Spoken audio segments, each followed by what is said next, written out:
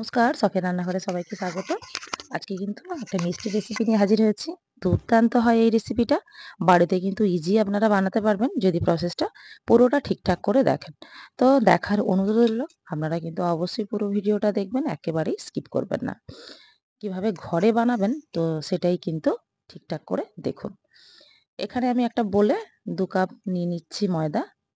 অবশ্যই ময়দা দিয়ে এটা বানানো হবে। দিয়ে দিচ্ছি সামান্য পরিমাণ নুন, আর দিয়ে দেবো এখানে 1/2 চামচ বেকিং সোডা, আর এখানে দিয়ে দিচ্ছি 4 চামচ দেশি গাওয়া ঘি। অবশ্যই কিন্তু এখানে ঘিয়ের ব্যবহার করতে হবে। এখানে কিন্তু যদি ভাবেন যে মানে রিফাইন অয়েল দিয়ে করব, তাতে কিন্তু ঠিকঠাক হবে না। অবশ্যই এখানে কিন্তু ঘি দিতে হবে। তাই দিয়ে দিলাম এখানে 4 চামচ গাওয়া ঘি। দিয়ে ভালো করে ময়ামটা যেটা দেওয়া হয় সেটা খুব সুন্দর করে এবারে মাখিয়ে নেব। এটা দেখে নেব কম হলো বা বেশি হলো। যখনই বুঝবেন এভাবে মুঠো করে খুব সুন্দর একটা শক্ত ডোয়ের মতো হচ্ছে, তাহলে বুঝবেন যে ময়াম একেবারেই পারফেক্ট। যেহেতু এটা লুচি নয়, এটা মিষ্টি, তার জন্য কিন্তু এটা কিন্তু খুবই গুরুত্বপূর্ণ একটা ব্যাপার।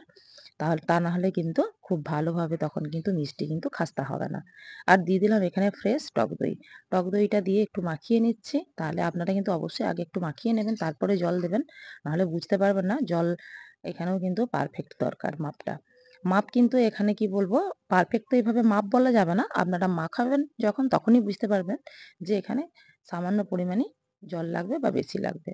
তো এটা অল্প পরিমাণ দিয়েই দেখবেন, কারণ ডোটা খুব নরমও হবে না, আর একেবারে শক্তও কিন্তু হবে না। ডোটা কিন্তু যেভাবে আমি দেখাচ্ছি পারফেক্ট, যখন আমি যখন এটা দেখাবো পরে, তখন আপনারা অবশ্যই বুঝতে পারবেন যে ডোটা কতখানি মানে নরম হলো বা শক্ত হলো। তো আমি এখানে চাপা দিয়ে রেখে দিলাম। এখানে আমি কড়াই বসিয়ে দিয়েছি। দিয়ে দিচ্ছি এখানে 2 কাপ জল, আর দিয়ে দেবো এখানে 1 কাপ মতো চিনি। তো চিনিটাও আমি দিয়ে দিলাম। আর এখানে দিয়ে দিচ্ছি গন্ধের জন্য দিয়ে দিচ্ছি 2 টো এলাচ। এলাচটাকে ফাটিয়ে দিয়ে দিয়েছি। আর দিয়ে দিচ্ছি কয়েকটা কেশরের টুকরো। তো এখানে কেশর দিলাম। অবশ্যই কিন্তু কেশরটা বেশ গন্ধও হয়, এবং এখানে কিন্তু কালারটাও খুব সুন্দর আসে। তার জন্য আপনাদের যদি থাকে অবশ্যই ব্যবহার করবেন, যদি না থাকে কোনো প্রয়োজন নেই, এমনিই বানানো যাবে। তো এখানে দেখুন রসটা খুব সুন্দর ফুটে এসছে।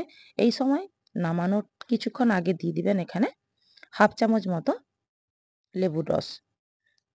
এটাও দিয়ে একটুক্ষণ আমি ফুটিয়ে নিচ্ছি। এই রসটা কিন্তু খুব ঘন হবে না, আর খুব পাতলাও কিন্তু হবে না।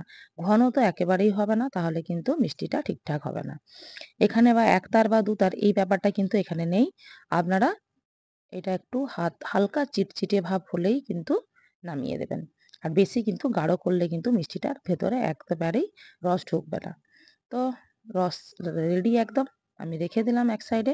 এখানে আমি ডোটা যে নিয়েছিলাম দেখুন, ডোটা কিন্তু যে লুচি বা আটা ময়দা যখন আমরা লুচি বানাই বা রুটি করি, যেভাবে আমরা বানাই সেভাবে কিন্তু ডোটা কিন্তু একেবারে স্মুথ করলে হবে না, একদম রাফলি করতে হবে। দেখুন রাফভাবে কিভাবে আমি এটা ছিঁড়ে ছিঁড়ে ডোটাকে করছি, তখনই বুঝতে পারছেন যে কতটা এখানে মানে নরম হয়েছে আর বা শক্ত হয়েছে। এটা আশা করছি অবশ্যই আপনারা বুঝতে পেরেছেন। এটা আবারও এরকম একটার পর একটা ছিঁড়ে এইভাবে দিয়ে রেখে দিলাম। এখানে কড়াই নিয়ে নিয়েছি এগুলো ভাজার জন্য। তো এখনো আমি শেপ দিইনি। তেল গরম হচ্ছে। রিফাইন অয়েল দিয়ে অবশ্যই ভাজবো। ঘিয়ের প্রয়োজন নেই। ঘি আমরা ময়ানে দিয়েছি, এটাই যথেষ্ট। এখানে দেখুন একটা ছোট্ট লেচির মতো নিলাম। হালকা করে এটা চাপ দিয়ে কিন্তু ডোটা বানানো যাবে না। একদম হালকা হাতে ডো বানিয়ে দেখুন এইভাবে একটা শেপ দিয়ে দিলাম। তো প্রত্যেকটাই কিন্তু আমরা এইভাবেই করে নেব। এটা কিন্তু একেবারেই হালকা করতে হবে। তার জন্যই আমি এটা আরো ২ টো আমি দেখিয়ে দিচ্ছি। একদম কিন্তু চাপ দিয়ে করা যাবে না, তাহলে কিন্তু এই যে খাস্তা যে ভাবটা বা পাট যে ব্যাপারটা সেটা কিন্তু হবে না। তাহলে কিন্তু একেবারে স্মুথ হয়ে যাবে। দেখুন সবগুলোই আমার বানানো এখানে প্রায় হয়ে গেছে। এবারে আমি ভেজে নেব। একসঙ্গে হয়তো সবগুলো হবে না। আমি ২ টো পার্টে আমি এটা ভেজে নিচ্ছি। খুব বেশি কিন্তু মুচমুচে লালচে হবে না। একেবারেই যেটা লালচে সেই ভাজাটা হবে না। এখানে কিন্তু বেশ সোনালির থেকেও একটু বেশি ভাজতে হবে। প্রত্যেকটাকে উল্টিয়ে পাল্টিয়ে কিন্তু ভেজে নেব। আর এটা বোঝাই যাচ্ছে দেখুন, ছোট সাইজ দিয়েছিলাম, কি সুন্দর তেলের উপরে দিতেই কিন্তু একটু সাইজগুলো কত মানে ফুলে গেছে যেটা বলা হয়। তো দেখুন মানে এত সুন্দর হয় বালুশাহী মিষ্টি যে এত সুন্দরভাবে সহজভাবেই বাড়িতে বানানো যায়। একটু সামান্য কিছু ট্রিক্স ফলো করলেই কিন্তু একেবারেই কিন্তু পারফেক্ট বানানো যাবে। তো খেতে হয় দুর্দান্ত। অবশ্যই কিন্তু আপনারা একবার হলেও বাড়িতে কিন্তু ট্রাই করবেন। দেখুন এইটা কিন্তু ভাজা প্রায় হয়ে গেছে। এটাকে নামিয়ে নেব। বললাম না সোনালি মতো হবে। খুব লালচে কিন্তু ভাজা যাবে না। তাহলে কিন্তু আবার ভালো হবে না। সবগুলোই নামিয়ে নিলাম। আরেকটা পাটে আর যে কয়েকটা আছে সেগুলোকেও আমি এই একইভাবে ভেজে নেব। একইভাবে কিন্তু সব মিষ্টিগুলোকেই এভাবেই দিয়ে ভেজে নিচ্ছি। দেখুন সবগুলোই প্রায় ভাজা হয়ে গেছে। আমি তুলে নিচ্ছি। পুরো ভিডিওটা দেখালাম না কারণ একই জিনিস। তো সবগুলোই আমার রেডি হয়ে গেছে।